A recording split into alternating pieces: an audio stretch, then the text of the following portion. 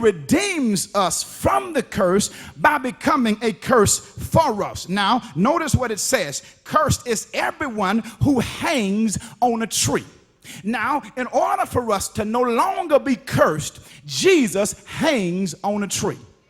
Well, how does he hang on a tree? Well, let me take you to Calvary. He hangs on a tree because the cross was nothing more than a tree.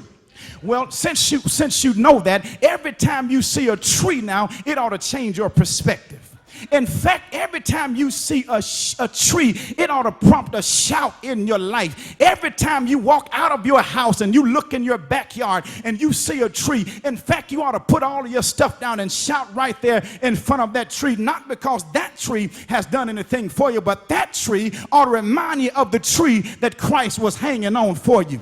And I don't know about you, but I get excited more and more every time I see a tree, because a tree reminds me that I'm no longer under a curse, but now I'm under grace. No longer am I bound by the law, but I'm free because of the grace of Jesus Christ. Therefore, I don't have to try to figure out what I need to do. What did I miss? What did I say? All I need to know is that if I make a mistake, I have grace to show up and help me through that. Where sin abounds, grace does much more abound. Anybody in here, you can shout by the fact that you are a recipient of the grace of God. You are here today because of the grace of God. You can shout because you've been redeemed from the hand of the enemy. You've been redeemed. And think about this. The whole word redeemed carries with the idea to buy something back. And then we were then slaves to the law. But in order for the slave to be set free, the slave had to be purchased. Now, some might get this confused to think that the Lord owed the devil a payment. No. He didn't owe him anything. But he did have to appease the Father. And through the substitutionary death of Jesus Christ, the substitutionary death of Jesus Christ merely says this: you and I should have been hanging on the cross. But in order for the blood to work, it had to be the blood of a matchless lamb. It had to be the blood of a perfect lamb. And the last time I checked, none of us were perfect. The last time I checked, all of us were messed up. The last time I checked, even when we thought we were super righteous, our righteousness was like filthy rags. The last time I checked, all of us, we were just grace cases, and we were where we are by the grace of God. But I know a man named Jesus.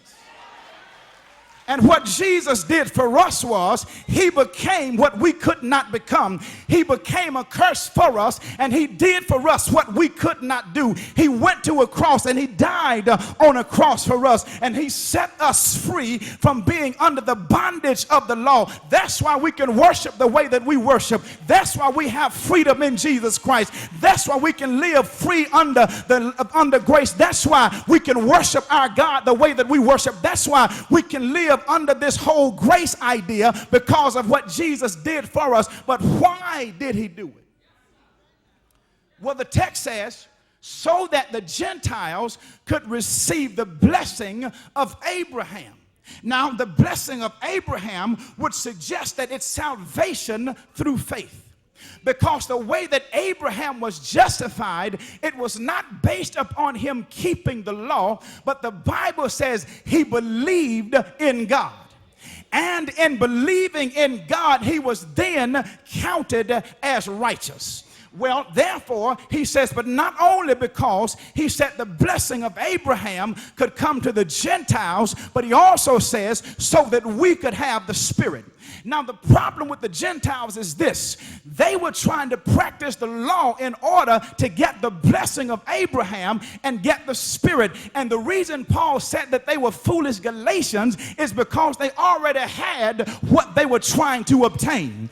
They were trying to get what they already had. It's like having a bottle of water in your hand and saying you're thirsty, and you're putting money in a drink machine trying to get water out, and you already have water in your hand. Well, there's no need to try to purchase any water when you already have water in your hand. Paul says it's foolish what you're doing, because what you're trying to get, you already have. How many folk are trying to fool you to get something that you already have? That's why you don't have to name it and claim it and blab it and grab it, call it and haul it. Everything that you need is already in Jesus Christ.